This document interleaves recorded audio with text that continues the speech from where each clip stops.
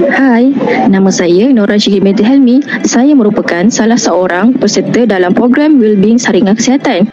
Saya menyertai program saringan kesihatan yang dianjurkan oleh Nadi Felda Raja Alia 1. Setiap kali saya datang ke Nadi, saya akan menimbang berat untuk memantau perkembangan diri dan melihat sama ada saya semakin hampir dengan target yang ingin saya capai. Melalui Nadi juga, saya mendapat maklumat tentang program-program luar, termasuk program pengurusan berat badan di bawah KOSPEN daerah Jempol.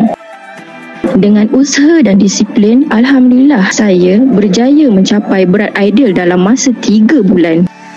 Dan syukur, saya juga berjaya memenangi tempat kedua dalam pertandingan tersebut.